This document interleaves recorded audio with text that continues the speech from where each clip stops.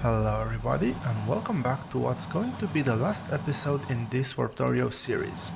In the last episode I've built a factory that produced 30 warp modules per minute, and letting that run for a few hours we were able to produce just north of 12,000 warp modules. With that out of the way, it's time to focus on the final build for this series, and that's going to be the 6000 science per minute factory. And to kick things off, let's go ahead and close off the ore intake chests, as it is almost impossible to do anything with the bots flying around on the screen all the time. With that out of the way, let's delicately clean up all that's left of the old steel setup. In all fairness, I did intend to save some of that steel at least, but then I realized how many chests it will actually need to be able to store everything, and realized that the yellow chests that I've placed all over the factory floor are not going to be anywhere close to enough to store everything. So anyway, I started blasting. As discussed in the previous episode, the smelters are going to get warp modules as well, which was not in the original plan, but I will still copy over from the existing copper smelting so that I get the correct chest setups, and then just replace the speed modules with warp modules so we have an identical setup for what we already have for copper. And after doing a thorough check on all inserters and all requester chests, making sure that everything is set up properly to avoid spreading out a tiny mistake in the entire smelting setup, I will proceed to slightly change the way the grid is laid out for substations and warports. The previous setups were a bit random and I never liked that, so now I'm trying to maximize the substation setup and then fill everything in between with warports. I am quite happy with this pattern, so I'll go ahead and apply this to the remainder of the half of the factory floor. The column towards the center will have an extra row of substations because the pattern doesn't perfectly fit on the floor. And once that is laid down and I make sure that everything looks okay, I go ahead and deconstruct the right side of the factory floor and just flip the pattern and everything should fit in nicely. The rest of the mega floors will follow a similar pattern. There's no need to change something that already looks nice. There was one thing that was bothering me, and that was the fact that in the center there is a 5-column gap that is not enough to fit in one more row, but I also didn't want to have the dead space there just to have roboports. So in the end I decided to use a weaving pattern to squeeze in just a few extra smelters. There is just one extra thing that we need to change in the pattern for the east, south and west smelting floors. Because we're going for 6000 sands per minute, I'm gonna need a total of 6 rocket silos. They each produce 1000 sands per minute once fully modded. And generally speaking, rocket silos are a pain because they are so big and sometimes difficult to place in a crammed up base, but here I believe it provides us with a very interesting design opportunity, as only one tile of them is enough to be in contact with the center factory floor beacon. This means that we can use the connecting blocks between the factory bridge and the east, south and west factory giga floors to place down the rocket silos. What this means is that it is going to slightly dig into the giga floors, and I do have to remove a few of the smelters that are in the way.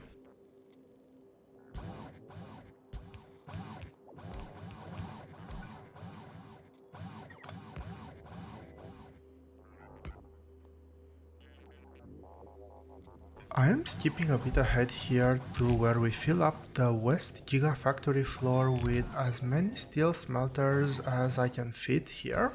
While everybody wasn't watching, I went ahead and upgraded the east and south factory floors to match the same patterns that we've just seen on the north factory floor. we have a total of 114 stone brick smelters. We'll have 151 copper smelters, 1239 iron smelters, and a total of 1017 steel smelters. Now, the steel smelters will not actually fit all on the factory floor, so about 500 of them will actually be crammed down into the harvester floor. And finally, we have the harvester floor. Now, I did have to fully utilize the space available here to get all the available steel smelters, and actually did have to go a bit over and extend onto the west harvester platform. But there we have it, all the steel smelters are now in place. While doing this, I did run out of inserters, chests, even smelters, but I did set up a few factories on the top floor to produce those, and everything is in place now, ready to be smelting. Next thing on the to-do list is fluids. And over here I wanted to see if I can salvage some of the existing build, and well, the ratios are a bit different because warp modules were focused on a few products, but a lot of them, the science build, well, it's gonna go through almost all the products in the game. What that does mean for fluids? Well, first of all, it means that I'm going to need more refineries. I will try to also salvage the plastic and blue circuit builds, as well as sulfuric acid and sulfur. Let's see how that goes. And yeah, first of all, get rid of everything that is not fluid related in this corner. I will deconstruct the whole factory floor afterwards, but yeah, as I was mentioning, I want to see how much I can squeeze in here. And as you can see, the ratio here is 747. And well, first of all, let's start by adding another refinery. So we have all 7 refineries in place. I was initially hoping to be able to do that to the left, but well, that's not gonna be possible, and while still keeping the sulfuric acid and sulfur in place, so I'll just remove that. Also, the light oil to petroleum cracking is not possible to be kept in its original place, although it was a very nice snug fit. We need to actually have fluid tanks for this build because we need to put some circuit conditions and well, make sure that we're not consuming all the heavy oil and light oil, as we will need those for this build as well. So I'm gonna add the 7th refinery over on this corner. I'll keep those 2 pipes for petrol and for oil and water over there. I won't connect them just yet. The good thing is that heavy oil cracking can stay in place. There's no need to change that. That's actually a very good fit over there. But what I'm gonna try to do here is actually fit the 7 light oil cracking chemical plants in the bridge connecting the well, everything's a bridge. I think the correct terminology is in the space connecting the bridge to the factory floor, and I should be able to get oil cracking done in there. Now let's have a look at where I can place the fluid tanks in a way that it makes sense. And I think that having the heavy oil tank over there makes perfect sense because it connects straight into the output pipe and it has very easy access to the heavy oil cracking chemical plants. Now, light oil is going to be a bit more different. As you can see, the pipes are slightly weird, I would say, than what you would normally expect. But I do want to do the... I will go ahead and do a shared input back-to-back chemical plants. And on the exterior, as I was mentioning, although slightly weird, we're gonna have the output pipe. And well, let's try to figure out a place to put the light oil tank somewhere that is accessible for both input for cracking, output for refineries, and also output for heavy oil cracking. And I think I'm gonna place it over on the left side.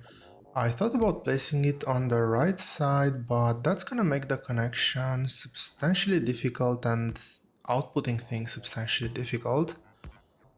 And I think that what I'm gonna do is I'm actually gonna merge the light oil output from heavy oil cracking to the output pipe from the refineries as well.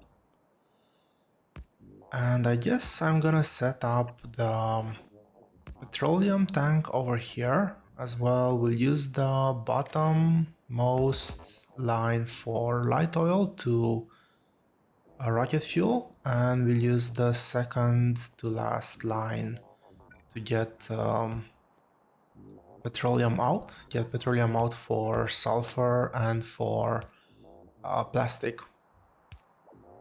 Now everything else is going to be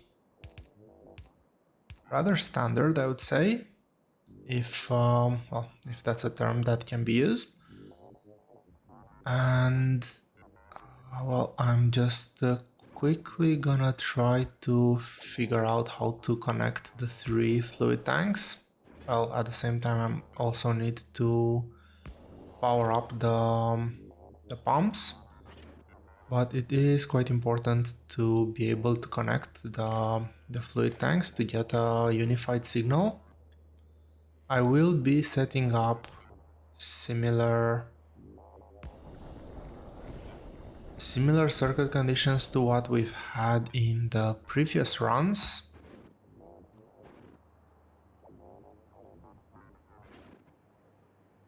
Now the connection here is going to be pretty much straightforward if I wouldn't mess things up, as you'll see me do in just a couple of seconds.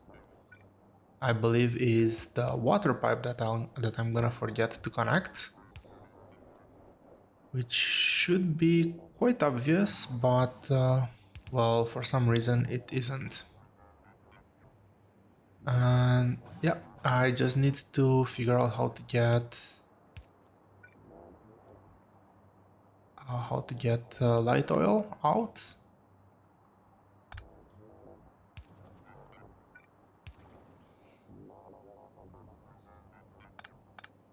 I do want to squeeze in another pump in here so we get a bit of pressure when emptying those pipes, and yeah, making sure that the system doesn't backflow. And it should be quite obvious right now that half of the chemical plants are not working, but well, for some reason I am totally oblivious to that. I will figure this out just a bit later in the run when I realize that the build is not working. And I actually don't remember that well what were the conditions that I have set for the previous setups, but I generally tend to vary around the 5 to 15 ratio.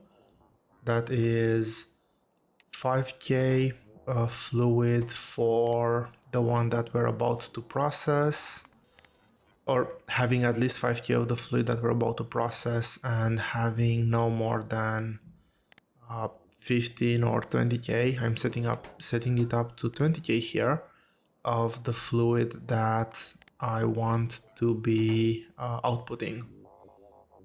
This kind of keeps the system for overflowing in either direction, and while making sure that there is enough input and output fluids. And I will just copy paste the numbers and just change the fluids. So everything is all set up now. And just as a small parenthesis while I try to figure all of this out. Yeah, water needed to be brought in there as well. I am making this section a bit more verbose than the rest of the video, and that is because I find the oil setup in general to be the most, let's say, the most interesting one out of this whole build.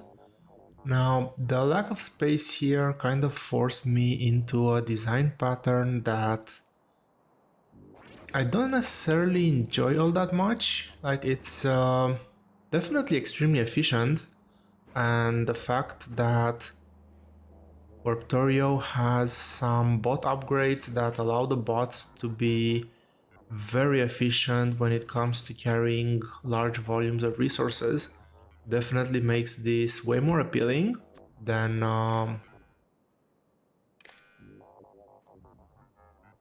thought it would be, but it's definitely not something that I heavily enjoy building. And yeah, I generally prefer to have belted bases, but well, that is not the case right here. So limited space makes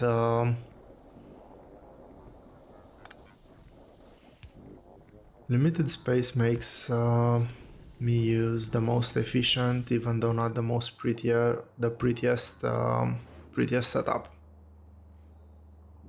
And well, this build is also this build has two criteria that I actually was pretty excited about and I enjoyed quite a lot building, and that is there's not a lot of bots to begin with, and also there's the confinement of limited space, weird space shapes, which kind of made this a bit unique.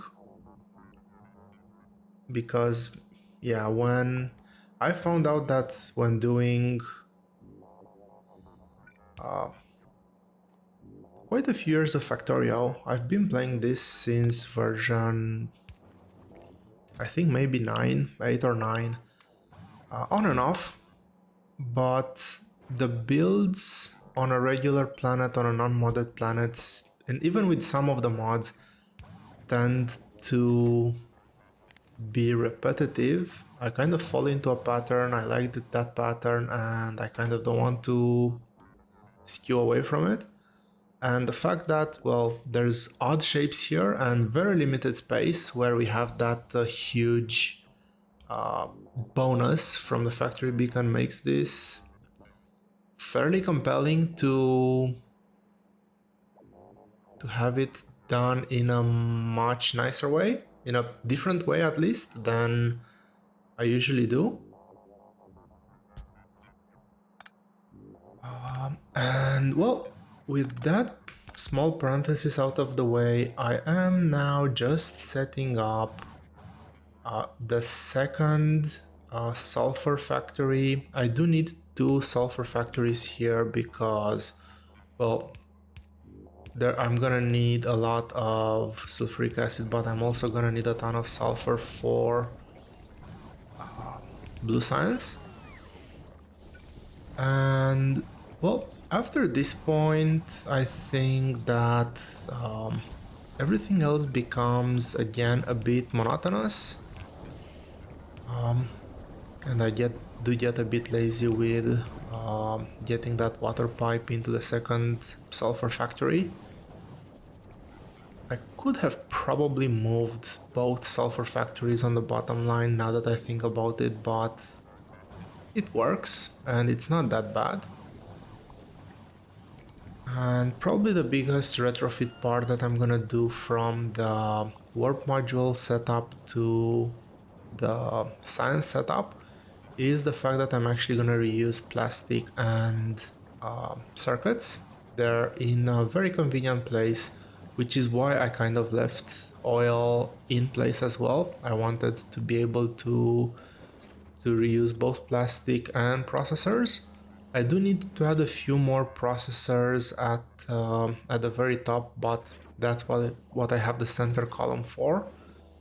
And with that out of the way, I think it's time to maybe just skip through all of the different builds that I'm gonna be putting and not go into that much detail, as I don't think it is that interesting to look at me placing the same pattern over and over and just changing recipes. And so the top left corner gets retrofitted for blue chips and plastic. Right below we have solid fuel made out of light oil.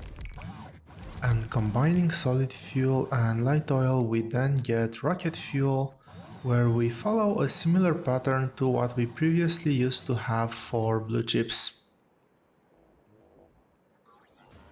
A very small electric engine build is placed to the right of the refineries, and then everything else on the factory floor gets cleared except the copper wires and green circuits, which will remain in place.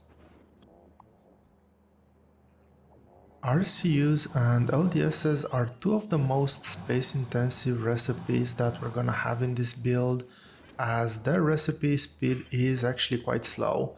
So I want to have them in a central area around the base because they're gonna be distributing a lot of resources to the rocket silos. So in order to make sure that I have them tightly packed together, I put RCUs in the northwest corner of the central factory floor, quickly followed by LDSs on the southwest corner of the central factory floor. There's not much room left on the southern side of the factory floor, but it's a very snug fit for the 16 speed modules Mark 1, the 14 robotic frames, and there's even enough space to fit in the 2 pipe assembly machines that are required for this build. The top right corner is then filled by purple and yellow science. As they do require a similar number of assembly machines, I wanted to build them side by side. And this already takes up most of the space that we have available here. We can barely squeeze in the required electric furnaces and productivity module Mark 1s that are required for the purple build. And to wrap that up, we have rails, which requires one of the very few slots with space around them, as they require both 2 inputs and 2 outputs to work at 100% capacity. And I think it makes perfect sense to put the iron sticks right below the rails, as they're a very high throughput item as well. They're only required for rails, and we have the space at our disposal.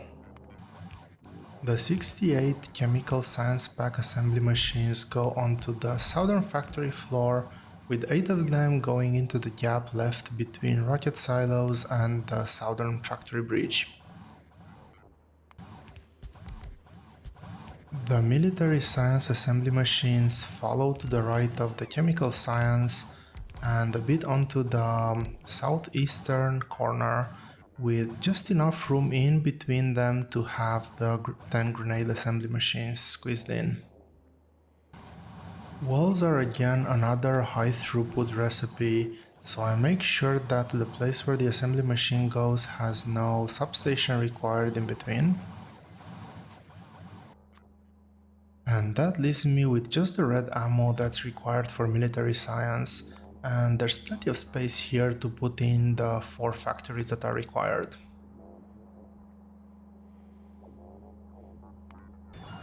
In preparation for green science, I put down 2 assembly machines for inserters and 2 assembly machines for yellow belts, immediately followed by the 34 assembly machines required for said green science.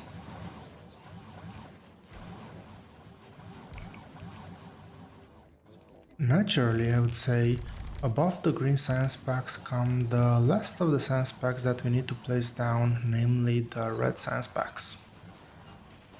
And right as I was getting ready to set up accumulators, I realized that I forgot to set up batteries, so back to fluids it is. And after struggling for a bit to find a good way to bring sulfuric acid over to this place, I realized it's much easier to fly down sulfur and use the water that's already here to put down another chemical plant for sulfuric acid. And after figuring all of that out, I placed the remainder of the battery factories without realizing that I forgot to add modules to them. The last big space available in the top right corner of the floor is taken by the last 2 big builds that we need to set down, more precisely the red chips and the engines, for which we had to get a bit creative with the last 2 assembly machines.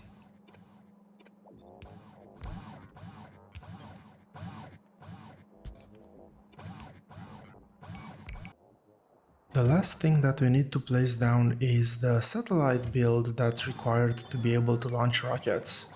And for that we place down 4 solar panel assembly machines, 4 accumulator assembly machines, 1 radar, and finally the satellite assembly machine itself.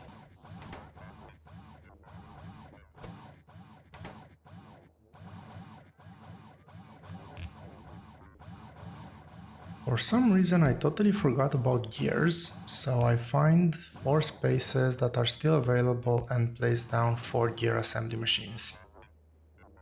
Having the ghosts placed down for a very long time made me totally miss the fact that I do not have built yet 6 rocket silos, I just have the one that's already placed down. So I set up an assembly machine for rocket silos. I then go ahead the factory floor for about 5 to 10 minutes trying to get all the required resources. Fortunately I still had enough to produce enough rocket silos and I quickly placed them afterwards.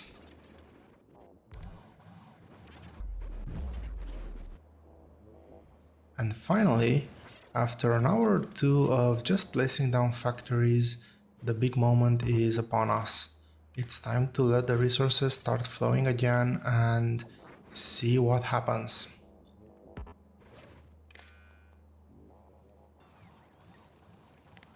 I am not expecting everything to work at the nominal speed just yet. It is going to take a while for the buffers to build up as robots will prioritize proximity over even distribution. And I think that's way more visible for rockets, which will take a way longer time to spool up to full speed. It is time to start preparing the top platform for its final layout. Unfortunately the rails will have to be there, but anything else that is not required can go, and that includes the oil pipe and oil tanks and some of the chests that were buffering resources like crazy. For oil, the plan is quite simple. If we cannot bring the oil from above, we're gonna bring it from below. And so we're gonna use one of our idle harvester platforms that also have pipes attached to them. And then we're gonna squeeze a pipe through the harvester floor and then all the way through the factory floor to the top where we can connect it back to our refineries.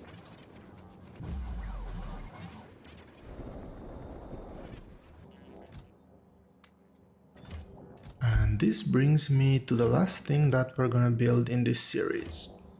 We need to be able to actually consume the science that we're producing because, well, there's nothing else to do with it and our chests will just back up and we wouldn't be able to produce our desired target. To be more specific, what I'm looking for here is optimizing the research speed per tile. Now, what does that mean? I do not care about productivity. I do not care how efficiently we're using these resource packs.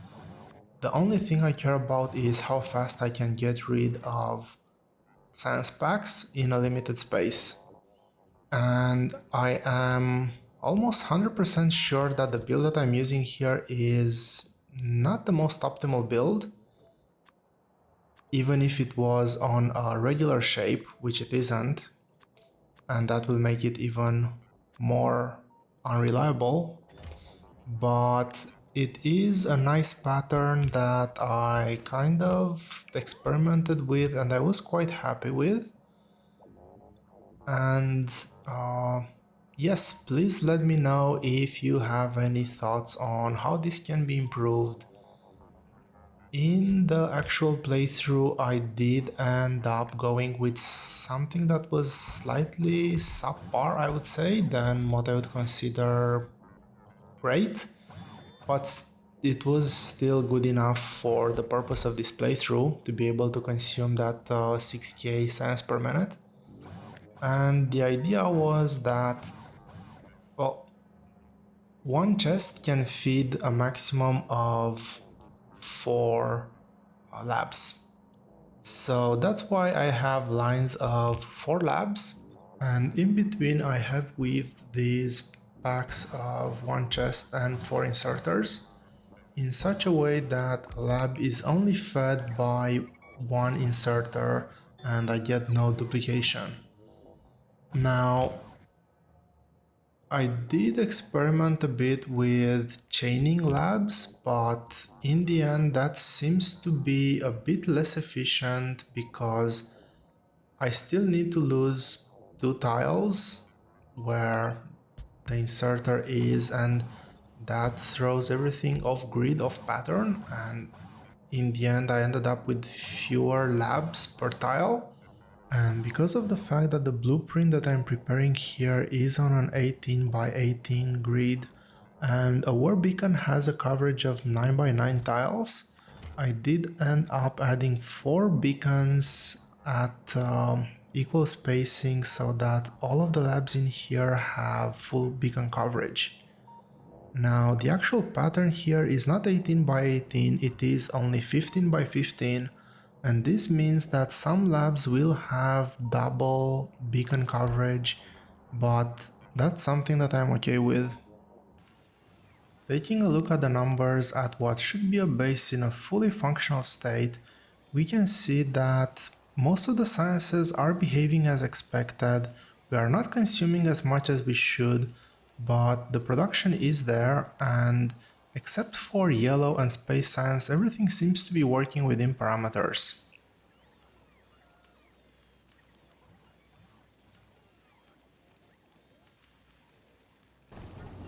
Looking at what's happening with space science, it is at this point that I finally realized that my whole oil system is backed up because the 2 heavy oil cracking chemical plants are not connected to water. The numbers look much better now, but a few of the science packs are still not at the 6k mark. They're just zero point 0.1 or zero point 0.2 below that, but that's not something that's gonna fly. And even though the original design had smelting done with speed modules instead of warp modules, after seeing that a few of the mining drills have started going red, I decided to finally go ahead and apply the speed modules to the mining drills. Just in case some of them will run out, I don't want to have surprises because I am running out of resources. It is only at this point that I finally realized that the chemical plants that are producing batteries do not have warp modules in them. I am expecting that after I add these warp modules, everything would be finally functioning at the desired 6k science per minute. And after leaving the factory to run for about an hour or so, we can see that the numbers are finally where they need to be. Now there are a few small variations here and there, and that is because The only technology that's available that utilizes all 6 science packs is a technology that requires constant input. The research time is very slow, and at 60 cents per minute, it's basically one level per minute. And at some point, I did forget to queue up another technology in the research queue.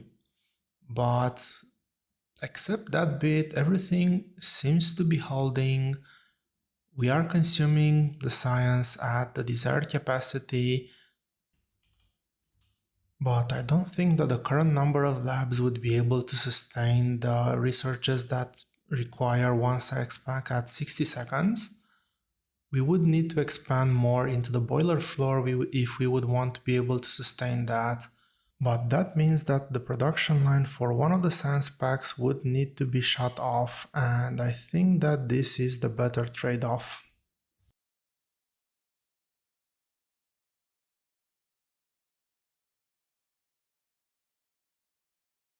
With that being said, while you see me do a final tour of the Warp platform and all of its levels, I think it's finally time to say goodbye to what has been our home for the past 75 episodes. And I would like to take this opportunity to thank you all very much for watching this series. I hope you've enjoyed seeing the factory grow as much as I've enjoyed growing the factory.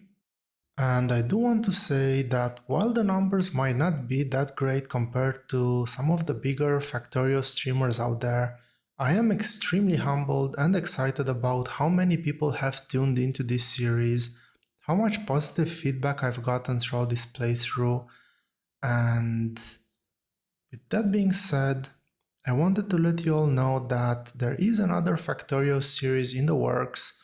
Expect the first episode to air at some point next week. And as usual, thank you all very much for watching. I hope you've enjoyed this episode and this series, and I'll see you here next time.